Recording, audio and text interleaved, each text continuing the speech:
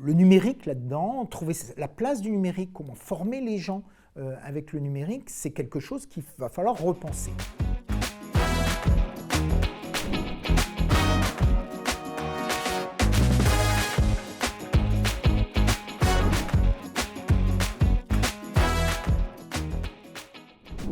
Moi, j'aurais envie d'inverser, pas d'inverser la question, mais de la prendre autrement. C'est-à-dire que comprendre qu'on est actuellement dans une disruption. C'est-à-dire qu'il y a réellement une évolution des choses et cette évolution est disruptive. Ce qui se faisait avant ne pourra pas évoluer simplement et sans à-coups vers de nouvelles manières de fonctionner. Alors, cette disruption, on pensait qu'elle serait amenée par l'ordinateur et finalement, on a vu que la formation, c'est tout à fait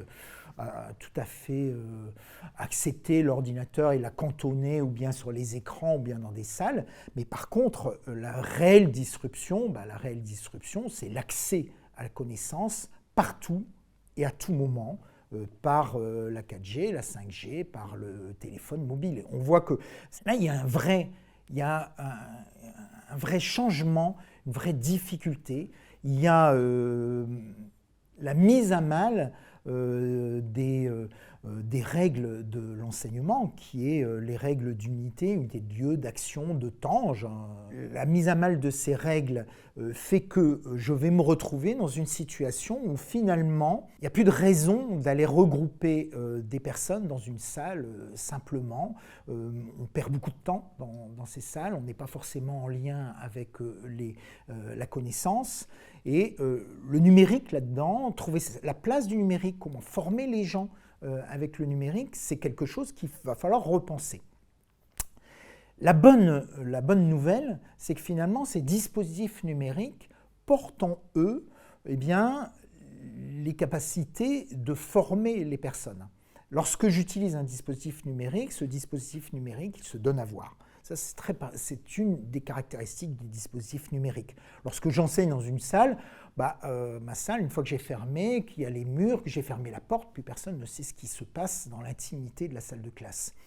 Lorsque je travaille en numérique, mes usages, mes contenus, les interactions, en fait, sont inscrites dans le dispositif numérique, peuvent être consultés par mes collègues, si je donne les moyens à mes collègues de le voir, et puis peuvent être consultés par les personnes qui vont prendre plus tard mon cours.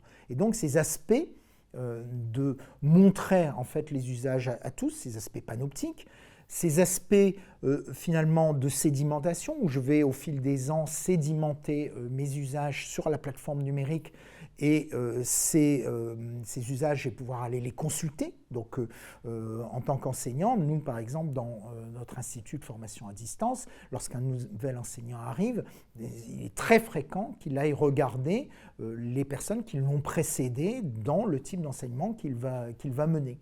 On a constaté que non seulement les personnes allaient consulter, mais que en fait, ça avait une influence sur leur manière d'enseigner. On a montré qu'il y avait petit à petit une cristallisation et que cette cristallisation leur permettait de constituer une sorte de style d'enseignement. Et donc ça, c'est des choses qu'on a réussi à mettre en évidence. On a montré que non seulement ça avait une influence sur les pratiques des enseignants, mais ça avait également une influence sur les pratiques des apprenants. La manière dont les apprenants poser des questions. Alors on a pour ça plein d'outils statistiques où on va regarder, en fait, on regarde la synchronisation des messages enseignants avec les messages apprenants. On ne sait pas s'ils se parlent entre eux, mais en fait quand on regarde sur une formation, c'est à peu près 8000 messages, si on regarde une vingtaine de formations et qu'on traite tout ça par des moyens informatiques, eh bien on se rend compte que petit à petit, les enseignants commencent à se coordonner avec les étudiants, et on va retrouver en fait des moments dans la formation, des moments où d'un seul coup l'enseignant va envoyer beaucoup de messages et les apprenants vont également envoyer des messages. Et donc cette synchronisation entre les deux, ce que nous on appelle le dialogue, quand on regarde de façon statistique en fait. Or ça, on voit que les premières années, quand les enseignants travaillent, c'est quelque chose qu'ils ne mettent pas en place, ou difficilement. C'est-à-dire qu'on a des choses un petit peu hétéroclites, et puis très rapidement, On a une cristallisation de ces pratiques et on voit la courbe des messages de l'enseignant et la courbe des messages des apprenants, ou bien l'enseignant est un petit peu en avance de cette courbe et donc c'est ce qu'on appelle le style plutôt proactif, ou bien il est un peu en retard de la courbe des messages et il a un style réactif. Et quand on regarde sur une soixantaine d'enseignants, eh bien on voit deux cohortes se distinguer assez clairement. Le numérique, là-dedans, c'est pas du tout innocent. C'est-à-dire que travailler avec du numérique, bien sûr, on va avoir toutes les pertes que l'on connaît, et qu'il faudrait d'ailleurs relativiser, les pertes de rapports sociaux, etc. Mais moi, j'ai l'habitude de relativiser énormément ces choses-là. D'abord parce que j'enseigne en présentiel et que j'enseigne également à distance et que je connais beaucoup mieux mes étudiants distants que mes étudiants présentiels. Ne pas oublier que dans la salle présentielle, quand on travaille en présentiel, on travaille dans un environnement qui est un environnement très particulier, qui est la salle de classe. Quand on travaille à distance, on entre dans l'intimité des personnes, on entre chez eux.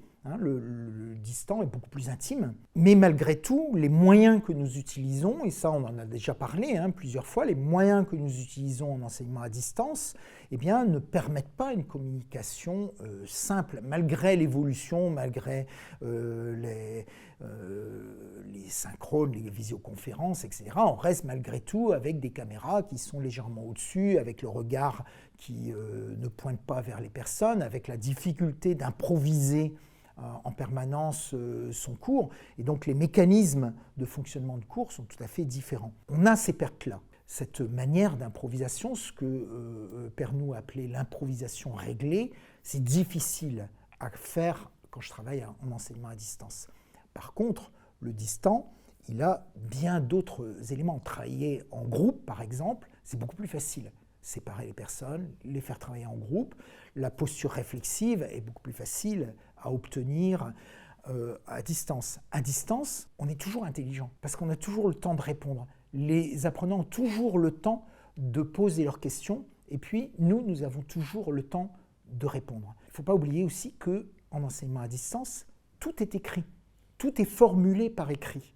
Et ça, c'est tout à fait différent dans la manière de travailler. Cette nécessité de transformer une question, de transformer une interrogation en quelque chose que je vais exprimer, et exprimer par écrit ou par vidéo ou par copie d'écran, c'est quelque chose qui est tout à fait intrinsèque à l'acte d'apprendre, en fait, et qui permet justement cette prise de recul. Donc on a beaucoup d'éléments, en fait des contraintes, mais qui sont des éléments qui vont favoriser l'apprentissage. Et puis, comme je l'ai dit, il y a ces aspects fondamentaux qui sont, pour autant qu'on les respecte et qu'on les mette en place, qui sont la panoptique, c'est-à-dire le fait que je peux aller voir ce que font les autres et que je peux voir les pratiques des autres, la sédimentation, et que la panoptique et la sédimentation, elle va permettre cette cristallisation qui est un des éléments de la professionnalisation des personnes. Et donc, ça va permettre de professionnaliser les personnes en enseignement à distance.